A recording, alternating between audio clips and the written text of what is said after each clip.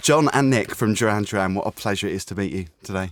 A pleasure to be here. How are you? Yeah. I think pretty acceptable for this time of the afternoon. Yeah, and excited about your new album, presumably. Yes, exceptionally so. Yeah, Paper Gods. I listened to it for the first time. I listened to it on a loop actually today, about 5 or 6 times. That's very brave. It was amazing. And yesterday I listened to it briefly because I didn't really get enough time to really consume it. Yes. But I really like it, and I'm surprised by it because it opened with a really, really dark title track. Yeah. Not quite dark for you, yes, I think. I think the thing is, people probably at this stage, because we've been around for so long now, people forget some of the roots of Duran Duran and what we've always been about. If you listen to the first couple of albums from 1981, 82, there's a lot of darker songs on there alongside the singles that came out. For example, the first album has a 7-minute instrumental, orchestral and synth piece called Tel Aviv. Yeah. And it had Waiting for the Night Boat and Careless Memories alongside Girls on Film and Planet Earth. And the Rio album had tracks like The Chauffeur alongside Rio and Save a Prayer. So it makes sense for us. We're still really mining the same areas on this album. We like to balance our dark with our slightly lighter confection. I think that's why you work so well as well, because I love the darker stuff. You Me mentioned too. The Chauffeur. I'll mention that in a second because there's a reason why I want to talk about that. But you've been together for such a long time now, and you're still together as a very successful band, and you obviously get on, because I think that's obviously very important, isn't it? As a working band to produce great music. If you want to turn up at the studio the same day at the same time, for sure. Well, I was going to ask you. Yeah, I mean, I think actually, if anything, the music that we make is more an expression of our relationships with each other. I mean, on the one hand, yes, we're trying to write songs, but at the same time, it's this sort of dialogue that we have constantly between, who are we? What are we? How do we want to express ourselves? And that dialogue, because there's 4 guys, it's quite unusual, really. I don't know of another band that really has this equal 4-way partnership and you bring in producers, programmers that maybe have a thought or two as well. So there's quite a lot of ideas floating around, and in order for everybody to feel like they're getting to express themselves, our skills with each other have to be really on. Yeah. I think this time around, we really took this album seriously. I mean, not to disparage any of the albums that came before it. I call this the No Half Measures album, and it was just like, this has got to be, everything. This has got to be a sort of an ultimate kind of expression of who we are. I think it's so hard to get people's attention today, right? The culture is so crowded. You've got to do more than business as usual. You've got to do something special.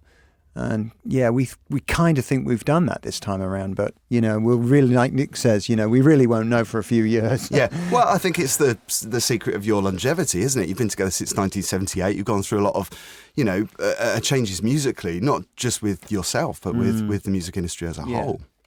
Yeah, the most dramatic change, obviously, is the internet. People have changed formats. We went through cassettes and vinyl singles and albums and CDs and all of those things. But having music available on the click of a mouse pad or on your phone 24 hours a day, everywhere in the world that's got a decent internet connection, that is a big change. Yeah. And we feel very strongly that it's absolutely brilliant progress. Of course, for artists, there's some things that still need to be refined, but the fact that that's out there now is incredible. And it's changed the way that the world consumes music.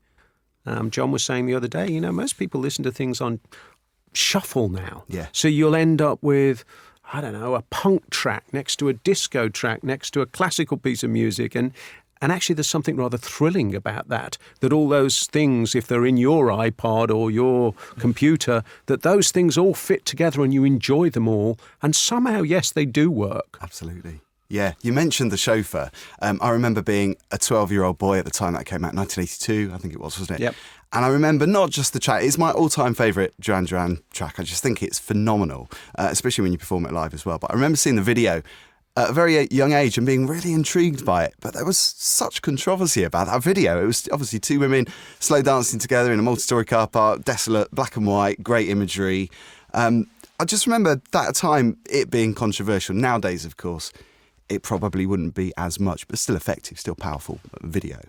But how did you take that at the time? Was it just ridiculous to you? Or? Well, no, because we were fans of Helmut Newton. And Guy Bourdin. Yeah.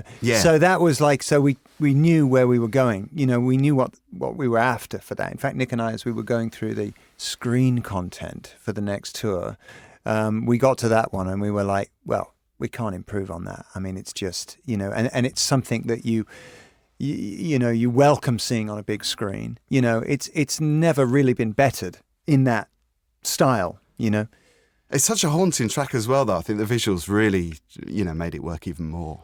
Yeah. Yeah, it was. It's one of those things. It was very, very low budget. The film. We're not in it. For everybody who's seen it would know. And the concept was actually quite simple, but beautifully stylized. And the guy that shot it, a guy called Ian Eames, an English director, his brief was very much around Helmut Newton, Guy Bourdin, and this kind of imagery. And I think he did a really brilliant job. Yeah, he did, absolutely. Now, the new material, obviously, Paper Gods, you've worked with a lot of different people, Nile Rodgers, Kaiser, who features on one of the standout tracks. Were you inspired by her video? She did that one-take video of Hideaway. Is that something we're going to see the Duran Duran guys doing, like a kind of throwing shapes, in New York as a one-take video? I'm not quite sure you'll see us doing that, but it was very impressive. I'd love to see that personally. Actually, I could be a spectator on that one. Yeah, I mean, we didn't know Kaiser. I mean, actually, our publisher introduced us to her, and Nick and I, we both asked our kids, and they gave us, oh yeah, she's done this so and so, check this out. So that was one of those situations where you go, okay, well, you know what have we got to lose? She's in London. Let's, if she wants to come down to the studio, let's see how it goes. And she blew our minds. I mean, when she left, we were all like, she left a vacuum behind. I mean, a few people that we worked with on this album left that kind of impression. But she's an amazingly talented singer. And she's not quite pop, but she hasn't quite found the place where I saw her live, actually. I saw her at Coachella, and I just thought she was fantastic. I met her and interviewed her. I thought she was lovely. And I think she's really talented. She's got a brilliant energy. Yeah. And a very distinctive voice as well. There's no one else that really sounds like her. No. We wanted the ultimate killer diva, is how it came about. Yeah. And this is when the publisher said, have you heard Kaiser? We said, oh, okay, send her down. Yeah, excellent. And Lindsay Lohan, or Lohan, however you pronounce her name. Lohan. Obviously, there's a track record with her turning up late. Did she turn up late to the studio? I think she was about a month late in the end. But we would have been disappointed if she'd turned up on time, I think. Yeah. You know what? She knows how to deliver, that girl. I love her voice because it's like a raspy, it's very rich voice, isn't it? Yeah, well, she turns it on. She's got what I guess all the best of those actresses have. She really just knows. She went, oh, okay, you want this. Suddenly, there it is, right in front of you. And it suits the track because it's Dancephobia, isn't it? Which is the really disco track on the album. Yeah, right. And it's kind of unashamedly disco. It's like there's nothing to be ashamed of being disco. Well, I hate that term, guilty pleasure, because I never use that, because I think if you love music, you should just love music passionately. But we were almost copying Daft Punk, copying Duran. It was like that was like our kind of idea for it. I mean, Nick and I we dragged that song around for it was a long time, and we had a very vague sense of what the song was going to be about. It spent a lot of, it took us a long time to get there, but I have to say Lindsay brought it home. Yeah, she sounds great. The cover, the artwork, great artwork, because it's a nod back to previous Duran Duran albums. You've got the imagery, you've got the appropriation. Tiger. Yeah, and it's very modern as well, because it's kind of got that pop art style as well, but very retro also. But you've got Seven and the Ragged Tiger's Tiger, you've got the Lips from Rio. What do you think when you look back? Is it like another time completely when you're nostalgic, or do you? Because I would imagine you're a forward-looking band. Yeah, we don't really look at nostalgia, but funnily enough, the artist we brought in to do the album, Alex Israel, he's a very contemporary West Coast American artist. And he does amazing things. He's multitasking all the time. He does. He's just made a film. He's got a TV show. He makes beautiful artworks, and he seemed like the right kind of person for us because we're always attracted to people that are curious about doing a lot of other things and have great style. And he was the one that said, "I'd like to use some of the old imagery." And at first, we all sort of. Are you sure? And then we started thinking about the way artwork is now, the way the internet has driven art, and it's all about appropriation. You look at people like Richard Prince doing the Instagram pictures and everything else that's out there. It made perfect sense that that's where he felt his art was at right now. And actually, we had quite good back catalogue materials to plunder. Yeah. And so he came back with this selection, which he'd curated and put it on this incredibly deluxe, beautiful sky background floating around, and suddenly all these things were paper gods. Yeah. Actually, I was thinking about something you said. You said about looking back. That we're not a band to look back, and I was thinking how the past. It's a bit of, for us anyway, it's a vortex. Yeah. And I had this picture of it's okay, but only one of the band can look back at any one time, and the other three are like holding him. It's like bungee jumping, but you can't all do it because you just get sucked into it. I came across a Japanese, well, it was a picture actually. It wasn't something I've got in my collection, although I have got a lot of Duran Duran albums in my collection. It was a Japanese pressing of your first album, and it had like I don't know if you've seen it, like an insert with illustrations on how to dance New Romantic. Yeah. Have you seen that?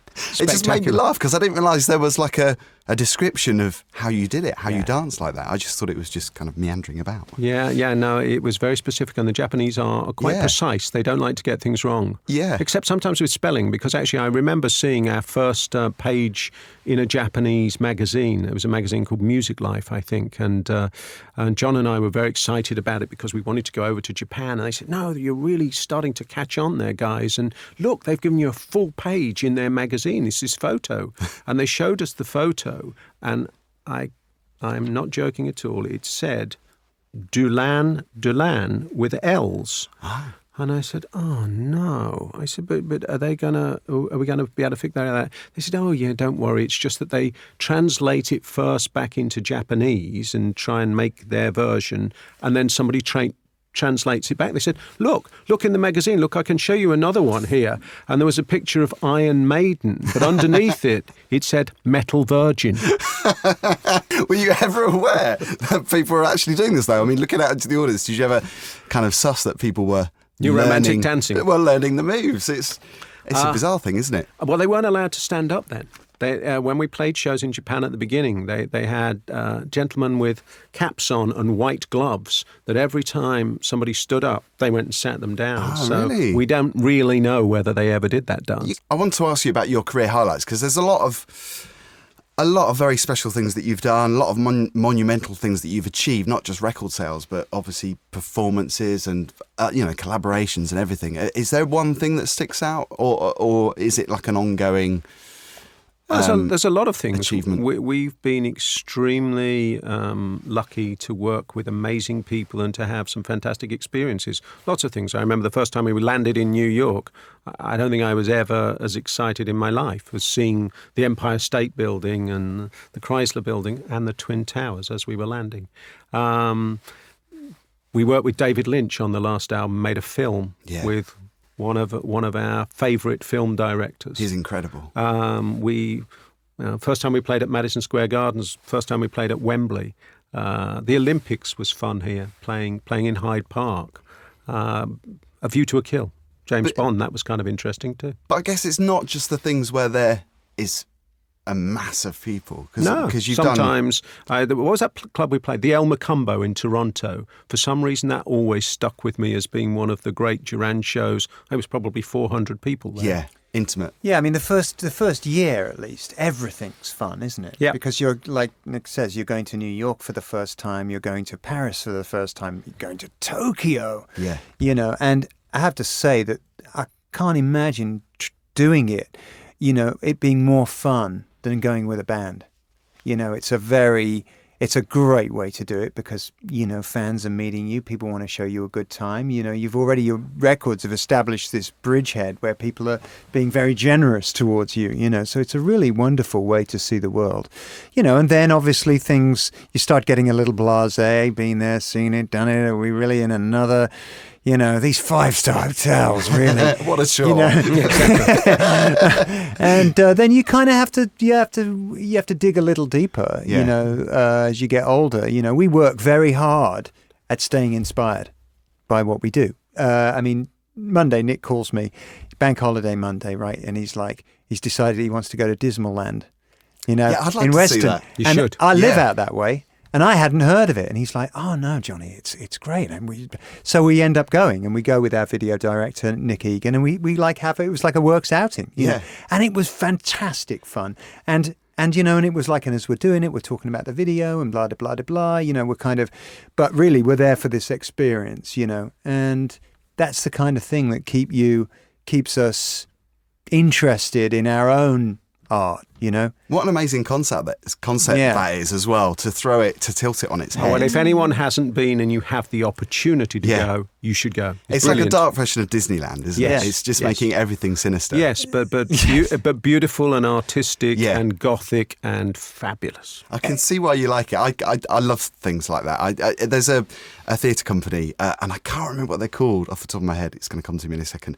Punch Drunk. Punch Drunk. There you go. And I went to one of their performances. Well, it was the only one that I've seen so far, and I was just blown away by Brilliant it. I thought it was amazing. I thought, for me, the testament to the success of Dismaland was when we got there, the sun was just setting, and it was quite pleasant, wasn't it? It was a pretty sky. We'd been there for an hour, and it went black and started pouring down, cold rain. And we were like, wow, it's much better like this. Yeah. Atmospheric. And it's probably a cliche question, but one ultimate Duran Duran song, what is your personal favourite of the songs you've made so far? Personal favourite. And is it a new one? Could be a new one. We have one new one and one old one. Which one do you want, Johnny? I'll take Paper Gods. All right, so I'll take something more obscure. Gosh, my answer. Running out of time. Gonna have to hurry you. I'll have to hurry. Got the countdown clock going. I'll take Last Chance on the Stairway. Ah, excellent good one. choice. Yes, Excellent that is choice. a really good one. Well, you know mine, The Chauffeur. That's my ultimate favourite. Again, it's been a joy to meet you today, and good luck with the album and Thank the tour. you. Thanks, Phil.